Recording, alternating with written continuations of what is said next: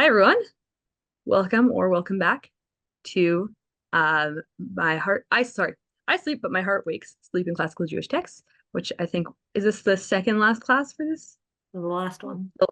The last one. Okay, so you guys are all way more experienced in this than I am. So that's great. That makes my job easier. But just as I'm sure you know from previous weeks, I'm going to promote people to be panelists. That doesn't put any obligation or pressure on you. It will just give you the ability to raise your hand, turn on your camera. We'd love to see your face.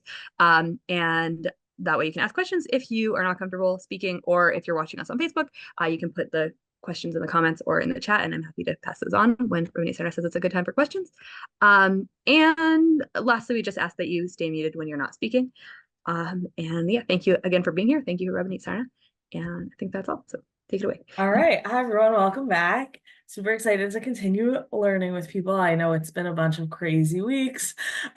So thanks everyone for coming out. And if you missed this one, you're listening to a recording because you were asleep during this class, you're doing it right. So glad that you're listening too. Okay, so this is the final installment, so hopefully you know the drill already, but I'll be sharing my screen with some sources, and Chaya is going to also put those into the chat. And then while I'm sharing my screen, it's not so easy to follow anything that's happening in the chat, so if you want to put things into the chat or on Facebook Live, you can put them onto the chat there, and it's going to be Chaya's job to interrupt me and ask questions. Alternatively, you can, if you allow yourself to be promoted to panelist, you can interrupt me yourself. If it's not a good moment for me, I'll just be like, no, hold on 1 second, and then we'll come back to you. But don't hesitate, don't be afraid. I only bite sometimes. All right, here we go. So let's make this a little bit bigger. Okay, so the first thing I want to the first topic that we're going to address tonight is ayef, tiredness. We're going to transition then to like Baruch Hanotein Layaf Koach, that blessing in Birkot HaShachar, and then from there we're going to transition to like the blessings before and after sleep. There's a lot in each of these topics, and so hopefully this is just like a taster.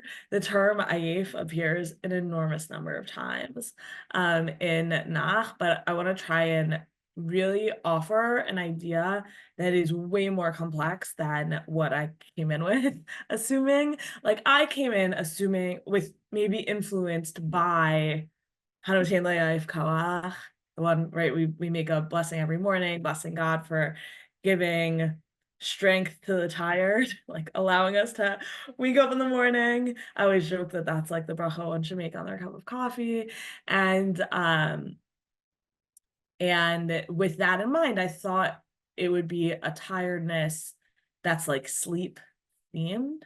And I think actually the word ayif in Tanakh ends up meaning something much more complicated than that, much more interesting than that, and potentially then gives us insight into almost like how you think about sleep, how you think about tiredness in general as a much more sort of like, it's not just my brain saying I haven't gotten enough sleep yet, but like tiredness is actually much more robust and multi-system in our bodies, which I think that people nowadays would say also.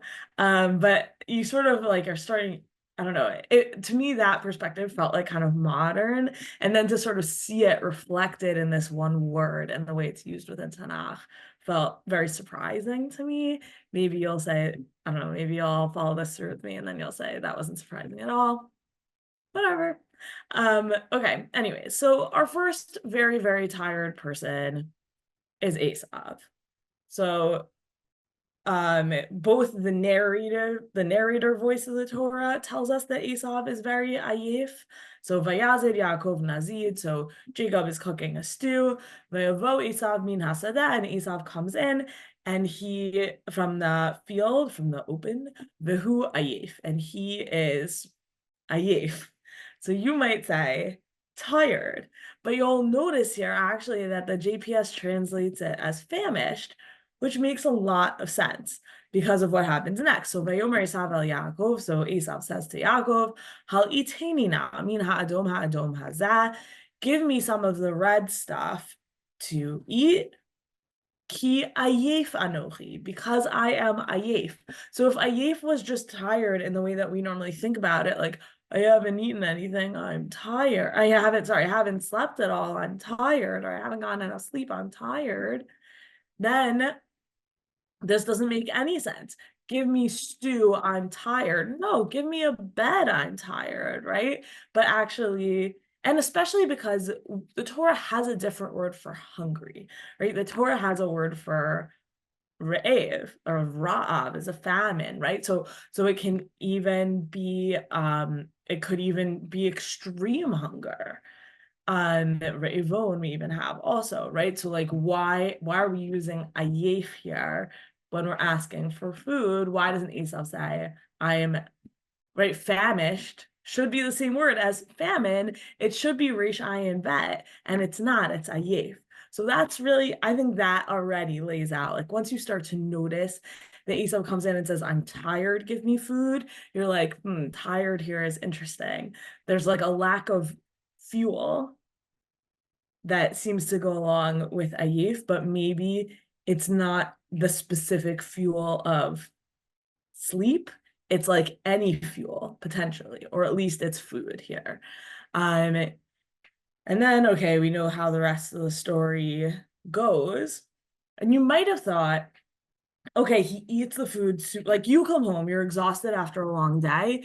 Yeah, like you don't go right to sleep. You eat something quickly first and then you go to sleep, right? So like that sort of makes sense, but it feels like if the language is ayif, then at the end of the story, especially when we have so many verbs, like famously many verbs, which I'll show you in a second, one of those should be vayelech lishon or something like that. Like something there should be, and then Esau went to sleep, because both the narrative voice and Esau in the first person told us how ayif he is. So if the response to ayif is sleep, then you would see that as like the closure to the passage, and we don't. So they negotiate, okay, I'll give you some lentil stew in exchange for your birthright. And then Yaakov gives it to him along with some bread, right? Lachem unezid adashim, bread and lentil stew. And here's our long list of verbs. Vayocha, vayesh, vayakov, vayelach, vayivaz.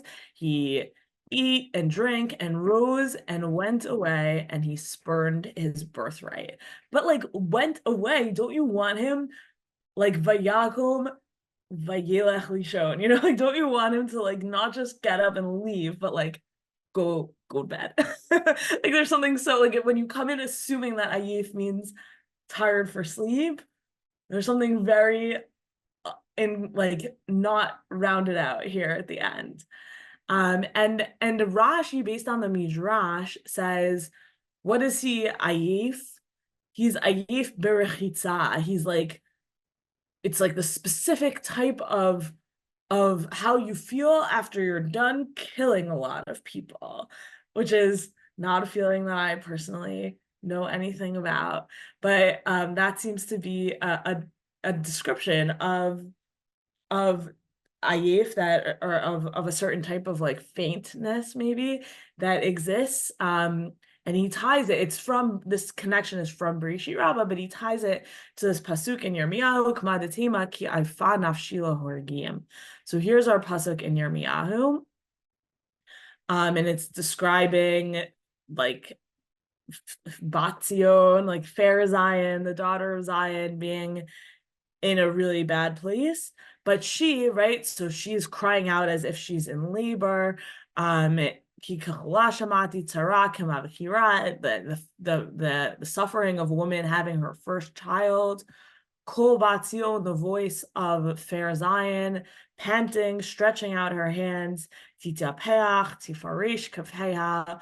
Oina li, she says, alas for me, ki aifa nafshi lo hargim, I faint before the killers. So in this case, it's not that Bat Zion is the one doing the killing. It's there's like a relationship between a certain type of ayif and murder, and then the rabbis kind of pick up on that, and Bereshit Rabbah pick up on that connection of ayif and horgim and say, oh, there's a certain type of tiredness that comes about from killing people, and that's what Aesop was. And that also accounts for why it's not about, maybe why it's not about sleep. It's about this like other specific type of almost like bloodthirst, like bloodthirst that makes everyone around you exhausted. Batsion is exhausted just by seeing it, and Aesop is exhausted by having exercised his bloodthirst, and therefore needs to be fed. And needs to be fed, interestingly, seemingly vegetarian food. Though, of course, we never know. Like when they say stew, like nizid, does nizid imply meat? And then adashim is like the flavoring. Who even knows? Hard to say. Okay, but Ibn Ezra has a different read of Ayif on our pasuk, and we're gonna follow Ibn Ezra around for a little bit. He's gonna take us on an Ayif themed tour. So Ayif, starting with this Ibn Ezra in Breshit, and he lays out like a really obvious read, which is Kita'am be'eretz Aifa Ra'av v'tzameh. Ayif, says Ibn Ezra, means hungry and thirsty. So if you're hungry and you're thirsty, Ra'iv v'tzameh, and you want to say that in one word, you just call yourself Ayif. I was talking to a mom friend recently who was telling me that her like barely 3-year-old or not yet 3-year-old, whenever he says I'm tired, it doesn't actually mean I want to go to sleep. It means like my body needs something and I can't identify what it is. And I feel like that's maybe what like Ibn Ezra is actually fully translating this word as, which is like Ayif, I need food and water. Like that is, it's not, there's like a tiredness to my body, but it's not about sleep. It's just about food and water. And he quotes, right, this Eretz Aifa. So that's a quote from Isaiah 32. So that's now source 5. And the and okay, whatever. Well, we're gonna skip the description of what Isaiah is talking about. But every one of them shall be like a refuge from gales, a shelter from rainstorms, or like brooks of water in a desert, like the shade of a massive rock in languishing land, which is a good thing, right? And the languishing land is a bad thing, but the shade of a big rock is a good thing, the same way that Palgemaim Batzion is also a good thing. So it's bad to have a languishing land, but it's good to have your rock that gives you shade when you're in such a situation. Anyways, but the point is, what makes the land languishing? It's not producing anything. Why does land not produce anything? Insufficient nutrients, insufficient water. And he's saying, and Ibn Ezra is connecting that then to Asav. Like Asav is like the soil when he's not sufficiently fed and watered. He's languishing. He's ayif, like land. And then Ibn Ezra, you can follow Ibn Ezra to Yeshayahu. So what does he say on Eretz Ayifah? You might have thought that he would actually draw like a loop back to Asav, but he doesn't. So there he explains Ayif a little differently. Here he just says, what is Eretz Ayifah? Tzeme'ah. So Esav was hungry and thirsty, but this land here is just thirsty. Kamo be'eretz Ayifah lachsala. So compare, right? So then he sends us to Tehillim 143. Parasti adai elacha nafshi ke'eretz Ayifah lachsala. I stretched out my hand to you, longing for you like thirsty earth. So be'eretz Ayifah and ke'eretz Ayifah, that's a pretty close connection, Ibn Ezra, not gonna lie, like that's pretty clear. And the idea that Eretz Ayifah is the land itself is longing is a very beautiful actually image of nature, and like people can spread out their hands and land in a way can also like desire and express that type of desire. And how does it kind of do that? Just by not growing things, out of thirst potentially. So here Ibn Ezra comes in there, Kain nafshi tekavela. Like the land like desires water, and so my soul hopes for you. So just the way, right? I spread like prasiach nafshi ke'eretz ayfalach. My soul and longs for you. I stretch out my hands because my soul longs for you. Just as, says Ibn Ezra, the land wants for water. So we started out with Ibn Ezra saying about Esav that Ayif is about water and food.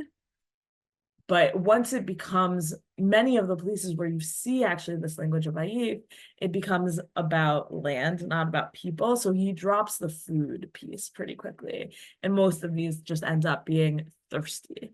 But if I had said to you, or certainly if I'd said to myself, and I tested this out on a few people earlier today, if I said to you, what does the word Ayif mean in the Torah?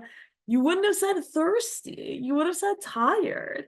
And it wouldn't have even occurred to you that tiredness comes along with dehydration. Even though once I say to you that there's a relationship between tiredness and dehydration, it's obvious. We've all been there. We know exactly what that feels like. You just like feel yourself wilting, which is exactly the image here, right? Like, and in Tehillim, again, it's like the connection between like spiritual longing and like the physical longing of land, but and water is sort of not mentioned but just implied in a way that's sort of interesting also.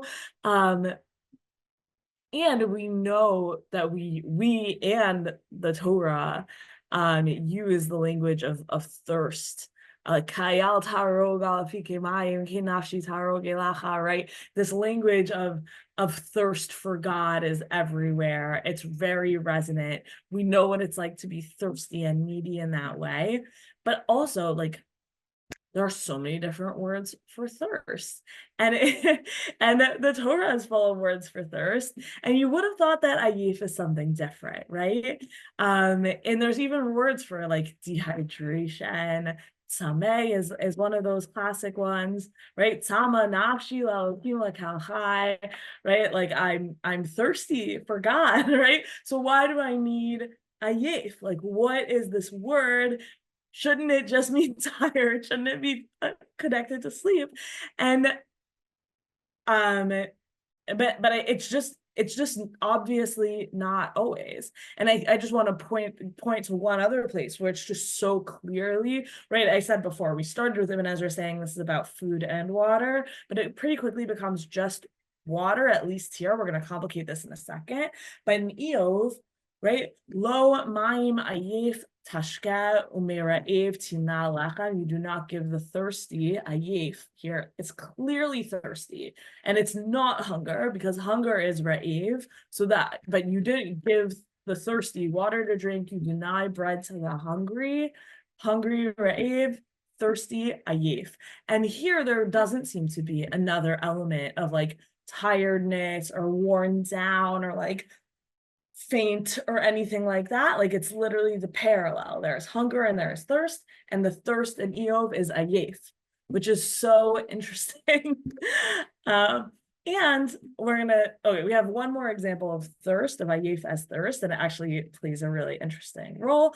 But then we're gonna complicate it. So stay with me. But I hope I've laid out like a pretty clear, and I think to me it's very convincing, especially I think this pasuk in Eov is like the really like that ayef can just mean thirsty, just like plain old thirsty, which is strange and not so strange that in a language that develops in the ancient Near East, a lot of people are thirsty a lot of the time. That's like a driving force in your life is, am I going to have enough water to drink? So it's not Philadelphia where it rains for a couple minutes every single freaking day.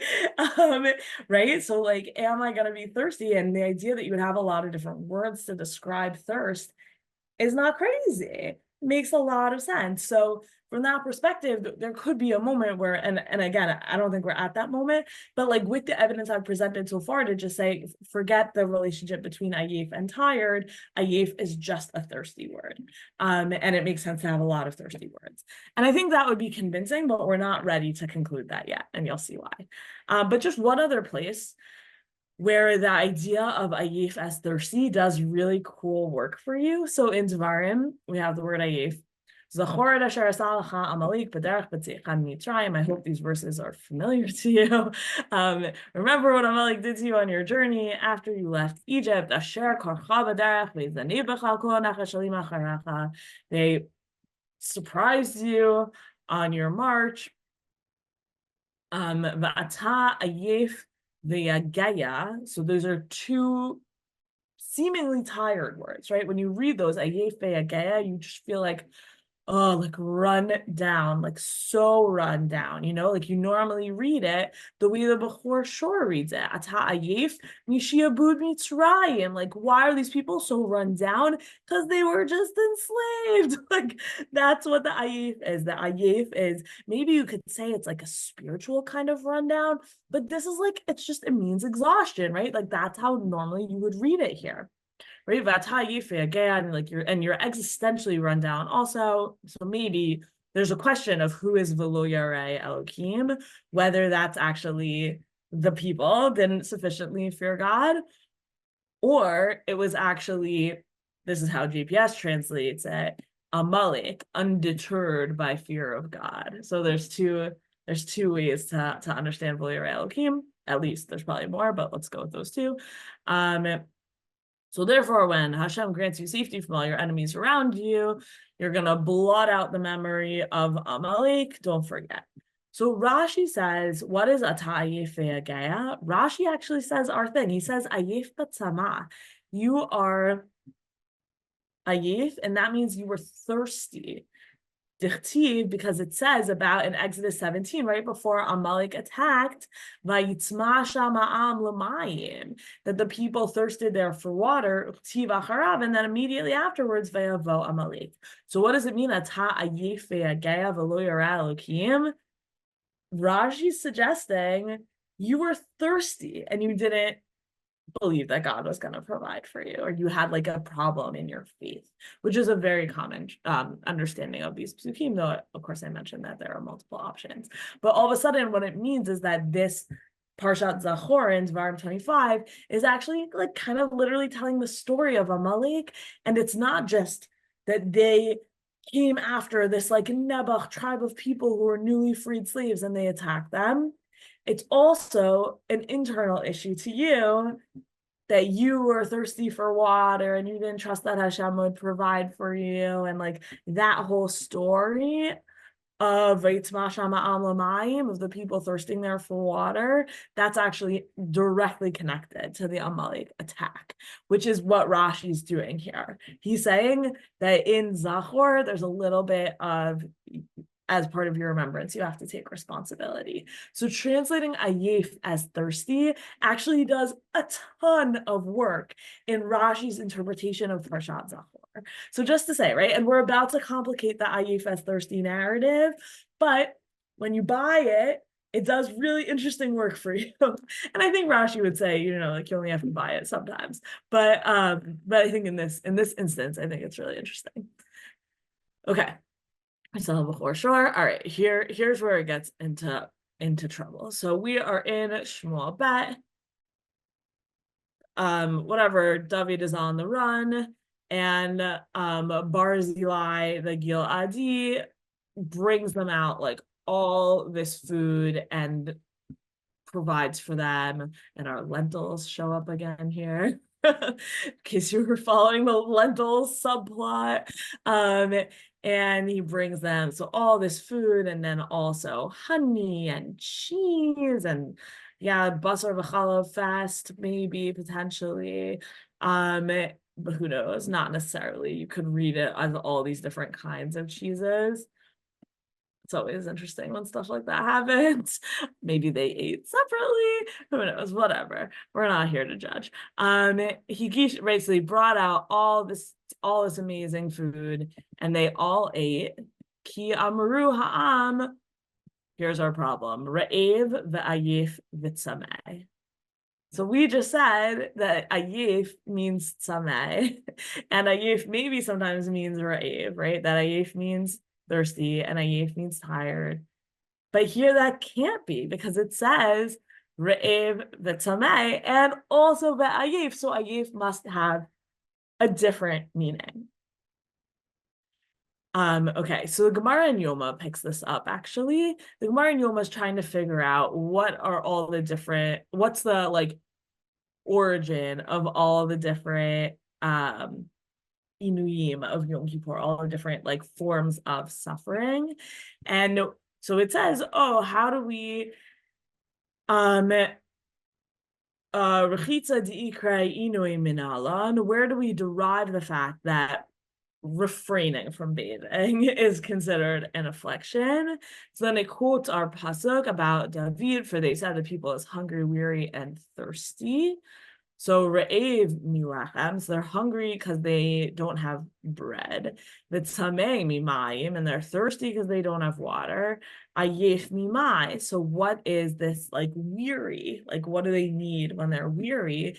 And almost like an implication, if again, like if the Gemara, and maybe this is just me imposing like a modern Hebrew read of ayef onto the Gemara, but wouldn't you then think ayef from sleep, which would then mean that on Yom Kippur you're not allowed to sleep, which I think would be so interesting because, of course, who's not allowed to sleep on Yom Kippur? The Kohen Gadol. But it's not considered a type of Inui for him.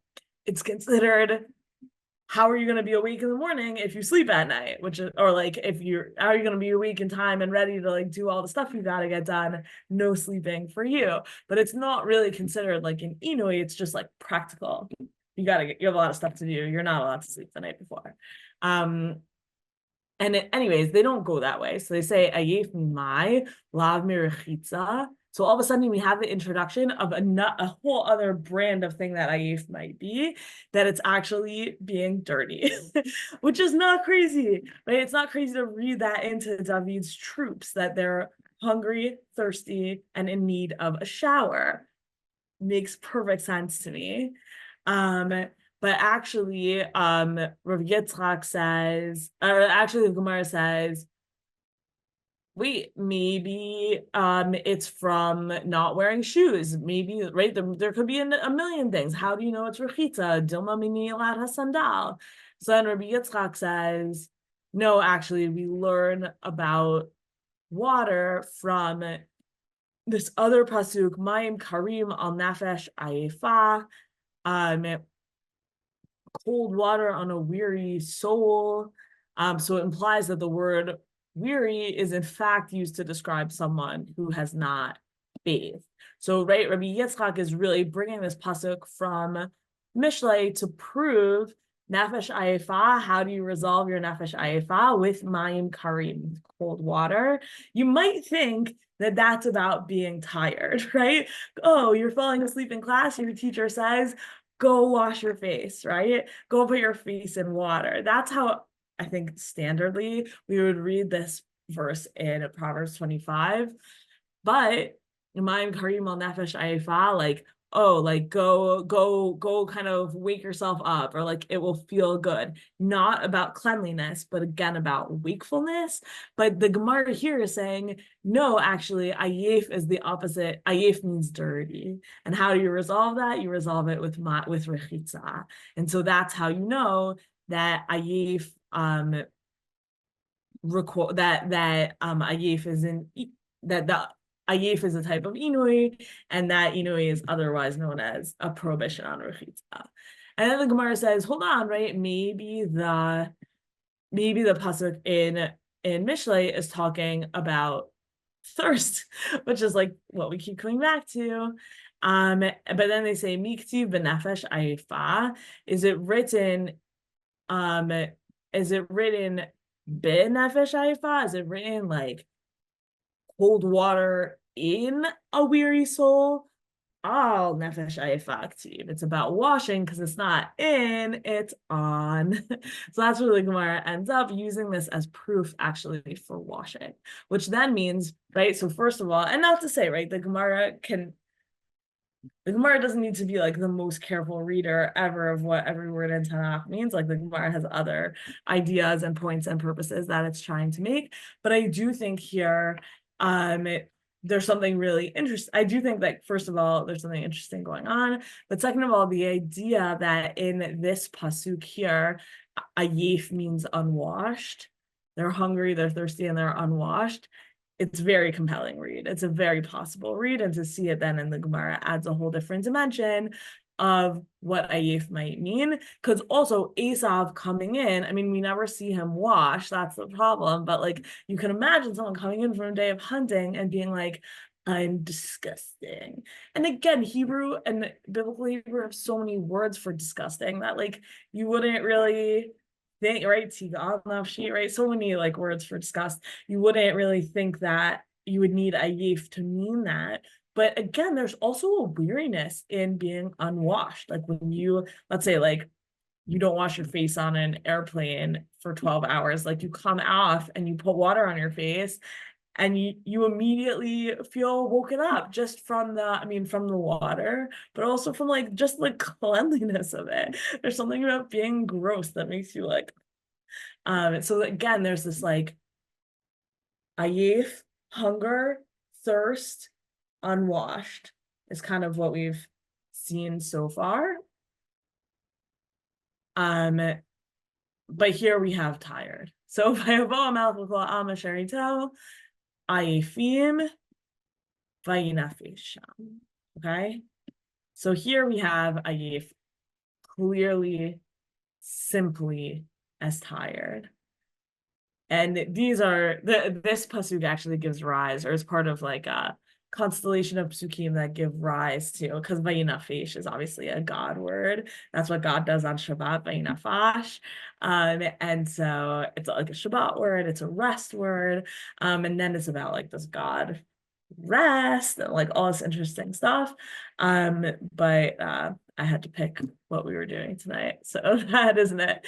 But anyways, here we finally have this unambiguous ayif as unrested or exhausted. And the reason why I wanted to put this all together for you here, again, so here's our constellation: ayif, hunger, thirst, unwashed, unrested. Is I think that actually our experience of tired really does encompass all of those things. And that you can get tired. I mean, we all know this from fast days, right? Like you can get tired from dehydration, you can get tired from hunger, you can get tired from feeling dirty, and you can be tired just from being tired. You can be tired just from being exhausted. And to see really like one word, one term in the Torah and in the Navi and in the Ketuvim, I guess, all over Tanakh we saw just now in the last half hour, like really tie that all into this one feeling of like, I think is so real. And to just recognize also that like sleep is only sort of one piece of a whole series of body needs that our tradition is just really aware of and aware of how interconnected they all are. And I love that this took us to Yoma, because I think Yoma is where we really have with the Inuyim of Yom Kippur, with the like modes of suffering of Yom Kippur. I think Yoma is really where we get those like, I'm suffering here. It's like a full body mind experience that's purposefully curated to make you feel that way. Like the point is, the point is affliction. So what do I need to feel afflicted, or like what do I need to not do in order to experience affliction? It's like all those things that then get wrapped up, I would want to argue, in this word ayef. And I love that the Gemara in Yoma looks to the word ayef to say this word must be inui. Even though, and then it doesn't land on sleep. We do sleep, as I said before, we do sleep on Yom Kippur, but it's still kind of part of that whole group of ideas. Anyway, so just to land, we have one more little section here about tiredness, but just to kind of like tie up this idea that ayef ties tiredness into a whole range of body emotions that to the user to the feeler, to the body, are actually difficult to distinguish. Sometimes you can't tell if you're hungry, thirsty, dehydrated, or unwashed. And which one of those is going to make me feel better than I feel right now? And the idea that like actually there's just like one name for all those feelings combined, and even separate, I think is really cool. It's just like a really cool feature of what's happening in Tanakh with this idea of tiredness. Okay, so next section. So the Rambam is very, very, very intent. And yeah, he writes a lot about kavanah, and he really thinks that it's an essential part of tefillah, which obviously it is, but he just writes about it more intensely than other people do, maybe. So here's just one piece of what he says. So kavanah halev ketzad. What does it mean to have proper intention for tefillah? Kol tefillah she'ena b'kavanah ina tefillah. Any prayer that's not recited with proper intention is just not prayer. V'im mitpalel below kavanah chozer mitpalel b'kavanah. And if you did not have proper intention in your tefillah, then you have to go back and do it again. Matzah da'ato meshubashed v'libo tarud asur lo mitpalel ad shetityashev da'ato. If he finds that his thinking is confused or his heart is troubled, he is not allowed to pray until he is mityashiv, until he is composed. Lefichach, here's the point relating to ayifut.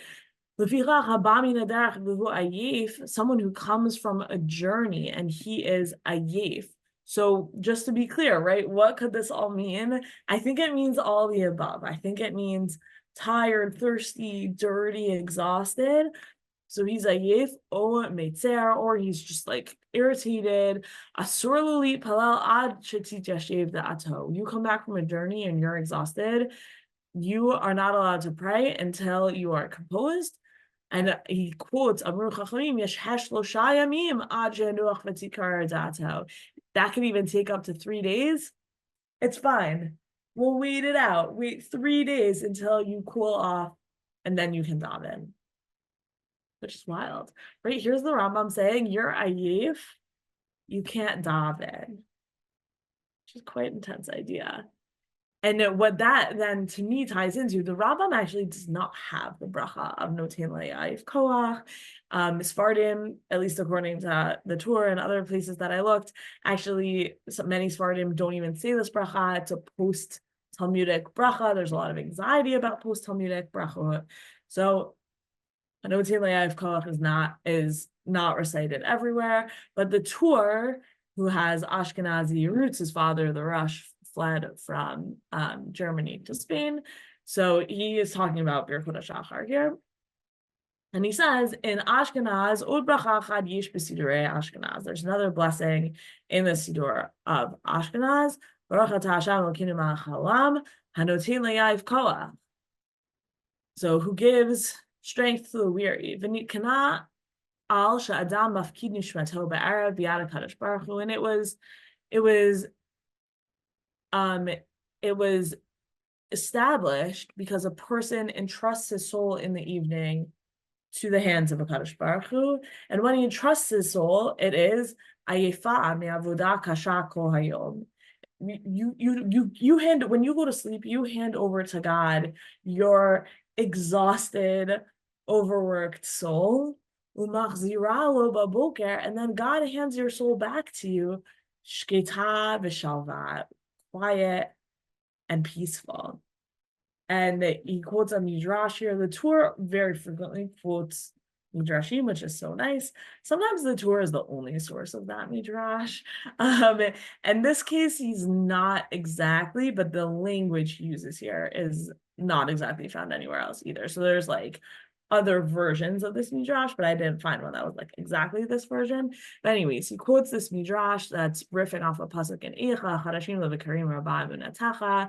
They are renewed every morning, ample is your grace. And the midrash that he quotes says, Basar v'dam mafkid pikadon b'yad chavero, a person who gives a deposit to his friend returns it to him, machzirolo balui u'mekukal. He returns it to him worn out, messed up. But people they deposit their souls with God every evening. And she's so exhausted. And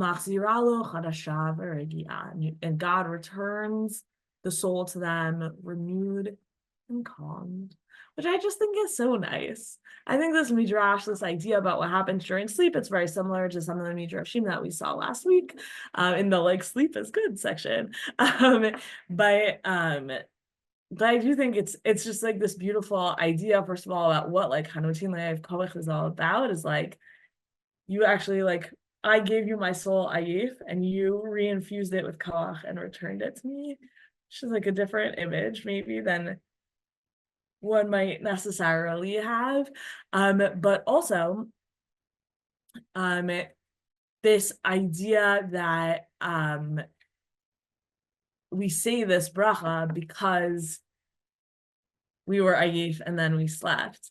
And so it's specifically about sleep here, which is also sort of interesting because until now, like in Tanakh, we were seeing ayif as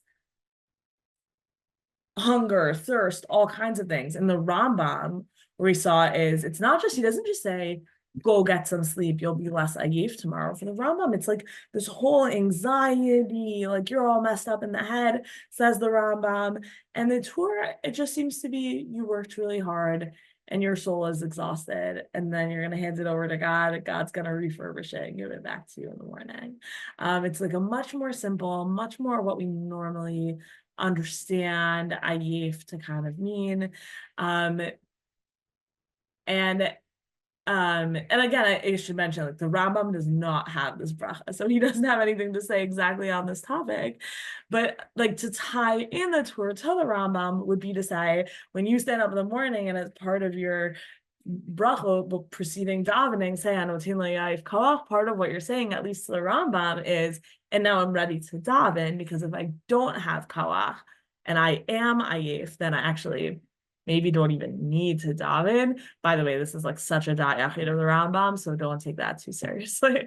Or I mean, take it as seriously as you want. But just to point out, if you're like, wow, I didn't know I didn't need to daven if I was tired, that's not really how anyone would say that other than him. Okay. Right, so just where does this description of God, because we're very, very anxious also about creating new descriptions of God. Some of you might be familiar with like Gemara and Brachot. That's like someone starts like adding on descriptions of God, and it's like, well, like what, are you going to be done at some point? Like, are you done describing God? Have you got it all? Like, right, it's just impossible. So, but when we do have descriptions of God, we like them to come from somewhere. So, Notin Le'av Koach is from Yeshayahu Mem, who gives strength to the weary, fresh vigor to the spent. And here it's again, v'yi'afu. Also, so this is another thing, Ya'if and Ayif. It's not 1,000% clear that those are the same words, meaning you have a swap of the first letters. Like, is it Yud, Ayin, Pei, or Ayin, Yud, Pei? And there's a lot of people who think that they are, in fact, the same, just the same way that in the Torah, ksavim and kvasim can mean the same thing, even though there's like a letter swap. So here also, there's like a fun image to it of like, I'm so tired, I can't even get the letters sort of idea to this word. But anyways, just wanted to point out, like notain la ya'if koach, you would want it to be notain la ayif koach. And it's funny that it's not. Okay, fine. Also because like la'uf means to fly, so the yud ayin pei thing gets really close to there, and we have that, right? Like kachalom ya'uf does not mean it's tired like a dream. It means it dissipates like a dream, or it flies away like a dream, right? So anyways, okay. All right. So this last section is a little bit related to like Birkot HaShachar about sleep and tiredness, but we couldn't have like a class about sleep and never talk about the bracha of Hamapia. So that's what we're going to do for this next section. It's a really weird bracha. Also, I have to say, like, my own inclinations, I sometimes joke that I grew up in Lithuania. I did not, but I did grow up in Boston, and in Boston, halacha was obviously set by Hashan, but interpreted by Rav Soloveitchik, and that he had a very strong hand in the curriculum of my mom's school. And so briskers don't say this bracha because what if you don't fall asleep? And so you make a bracha and sleep, and then maybe you won't fall asleep. So I actually didn't even know this bracha existed, like for a really long time, like embarrassingly long time. I think I was in my year in Israel, like in my seminary year, before I knew that there was a bracha one made before going to sleep. Didn't learn about it in school. My family didn't say it. Like, briskers don't make this bracha. And right, because we have a principle of when in doubt, don't make brachot, so make brachot lahakal. And so that's what we did. But in any event, the language of it, the liturgy of it is very, very, very interesting. And it just shows us like a little bit of a conceptualization about sleep. Rabbi Sachs always used to say, like, Judaism, the theology book of Judaism is the Chumash. And I think here's like maybe a place where it's not the Chumash, sorry. The theology book of Judaism is the Siddur. Well, I just totally misspoke. Is the Siddur. And I think here's a place where you kind of see that. Like, how do we think about like the relationship between humans, God, sleep? Like you see that in this bracha. So here's where that comes from. So brachot 60b, anichnas lishan al mitato. So one who enters to sleep in his bed, what does he do? He says Shema Yisrael until Vayayim Shemoah, and then he says the following bracha: Baruch hamapil chavlei shena al einai utnima al af apai. So blessed is the one who makes bands of sleep. We're going to get back to this chavlei shena thing. Bands of sleep fall upon my eyes and slumber upon my eyelids, umeir leishon bat ayin, and illuminates the pupil of the eye. So we've just had three different like maybe parts of the eye discussed as if like sleep, and we experience it this way, and in English we talk about it this way as like the body part that holds sleep is eyes, which is sort of makes sense, but is also just interesting to like hold it that way because we've just discussed how tiredness is like full body, much more robust experience than just like I haven't shut my eyes in too long, right? It's actually I'm tired, I'm hungry, I'm overworked, I'm unwashed. All of those things can be ayif. And here we have no, actually, just like your eyeballs. Okay. Here at Tzol Milfanacha Hashem Elokai she tashkivini l'shalom v'tein chalki b'toratacha v'targileni l'idei mitzvah v'al targileni l'idei avera v'al tavini l'idei chet v'lo l'idei avon v'lo l'idei nisayon v'lo l'idei v'zayon. So may it be your will, O Lord my God, that you make me lie down in peace. Give me my portion in your Torah. Accustom me to mitzvot. Do not accustom me to transgression. Lead me not into error, nor into iniquity, nor into temptation, nor into disgrace. Yishlot bi yetzer tov. May the good inclination have dominion over me. Val yishlot bi yetzer ra. And may evil inclination not have dominion over me. But tatzileni mifagara michalaim ra'im. Save me from evil mishap and evil diseases. Va'al yavahaluni chalomot ra'im v'hirurim ra'im. Let neither bad dreams nor troubling thoughts disturb me. V'tehem mitati shleima lefanacha. Let my bed be flawless before you. Va'er enai pen ishan hamavet.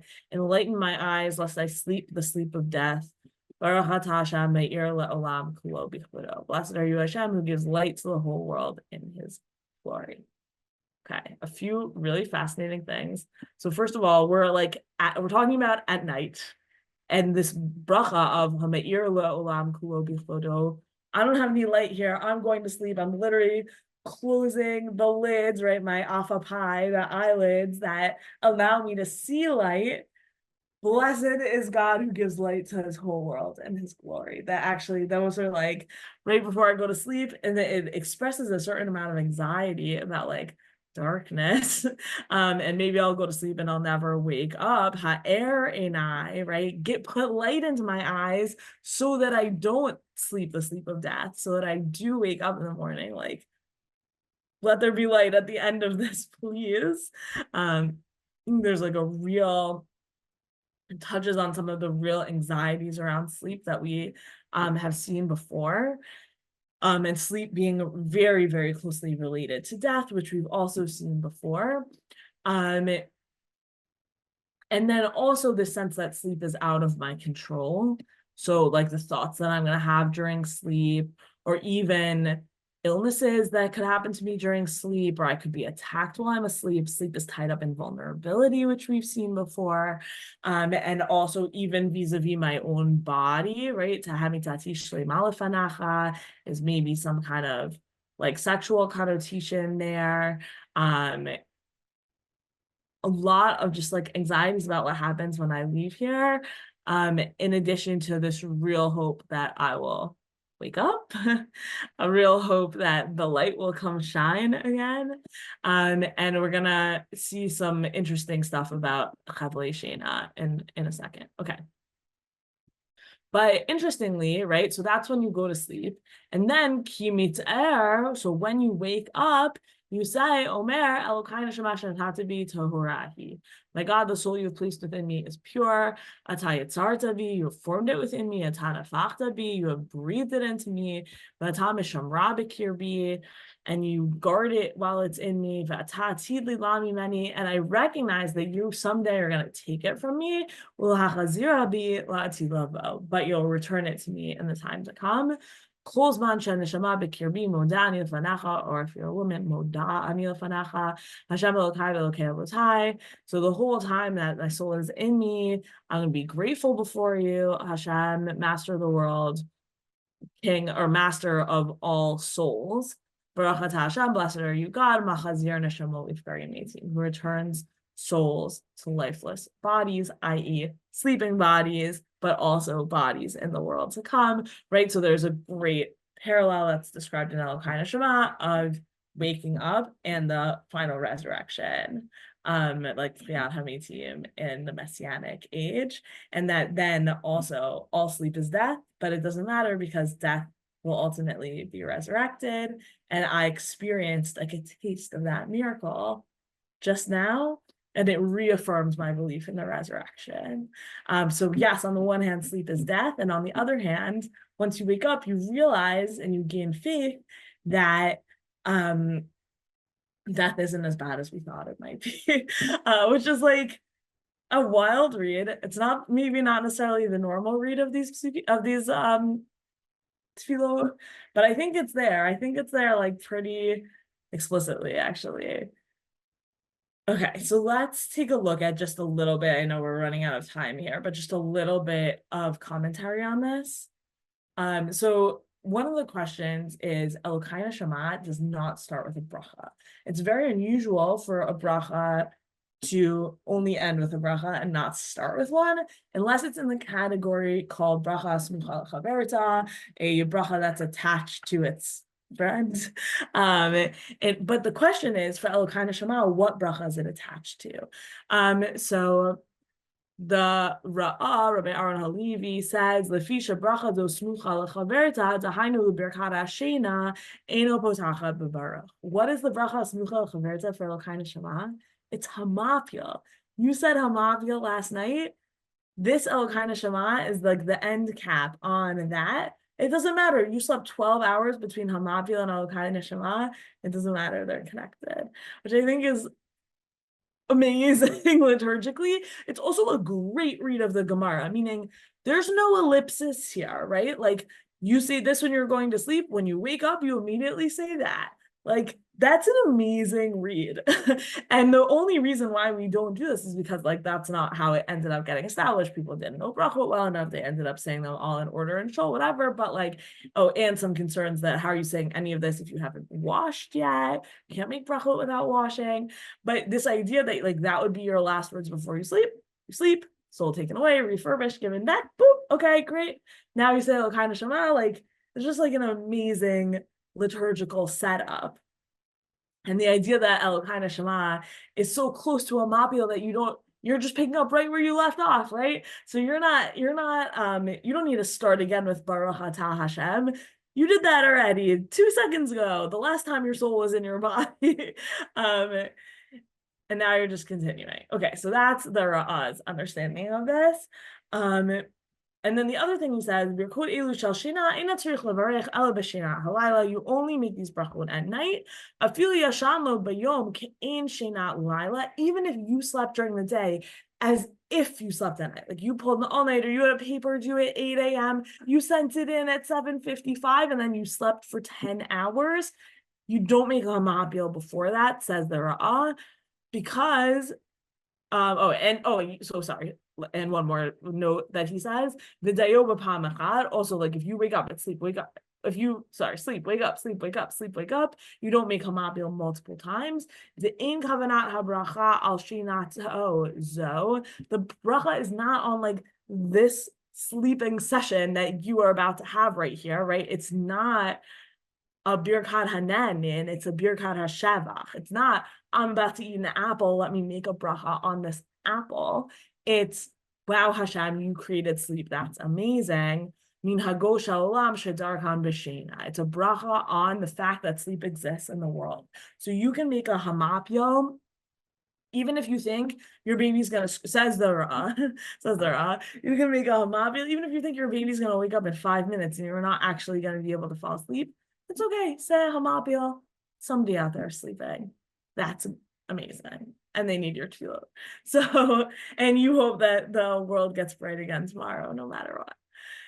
Okay, so that's their jumping forward to Rav Soloveitchik, many hundreds of years, but he's going to quote a tshuva of the Rush, who says, so the Rush has a different idea of what the bracha smucha lechaverta of Elkai Neshama is. So the Rush says, בבוקר לאחר שמברך אשר יצר, יברך מיד ברכת אלוקי נשמה לפי שהיא סמוכה לה.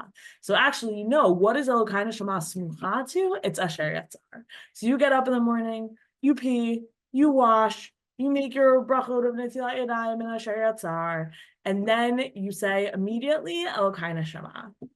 And he says there's actually, I think I'm going to see this outside because I want to guys to the drown, but the Rav Soloveitchik takes this idea and does a classic, beautiful, amazing Rav Soloveitchik thing with it, where he says it's so important. The rabbis, it's not, in my opinion, it's not like an amazing read of the Gemara, but it is an amazing read of the Rush, where like, what's the point of Asher Yatzar to Elokai Neshama, that actually like we couldn't live both without our body and without our soul. And so Asher Yatzar is all about our Gashmias and Elokai Neshama is all about our Ruchnias, and we have to put them together. We have to say human beings are combined of body and soul. We can't exist one without the other. We make those brachot together. That's the bracha smucha lechaverta.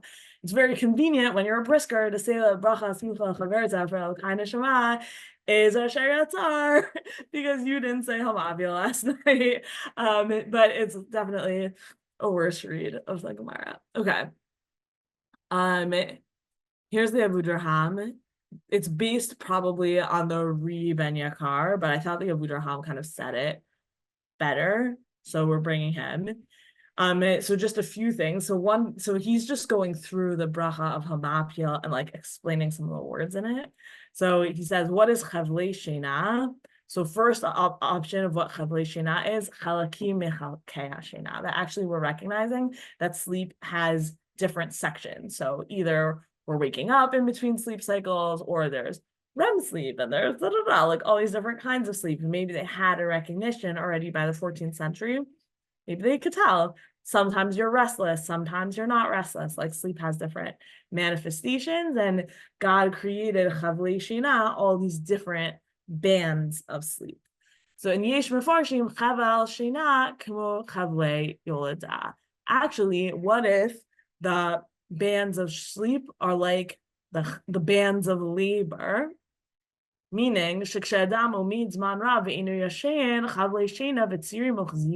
actually labor is something that's coming. It's happening whether you want it to or not. It is in charge and you are not in charge.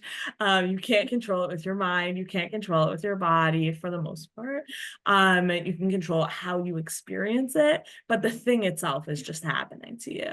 And I think his argument here is that sleep is really like that. You try and go too long without sleep, and we saw this Gemara in Nedarim that he quotes last week. You try and go too long without sleep, that's not going to work for you. You're just going to fall asleep. Your body and its functionality is going to take over any cognitive decision making that you might have. And the only thing that that's like is labor, which is, I think, fascinating. It never would have occurred to me to compare those two things.